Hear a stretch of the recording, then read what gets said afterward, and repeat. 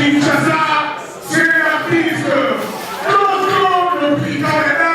Il nous annonce le bon sens et l'ouverture de cette soirée youpienne, mesdames et messieurs. C'est pour vous l'artiste Claude depuis à la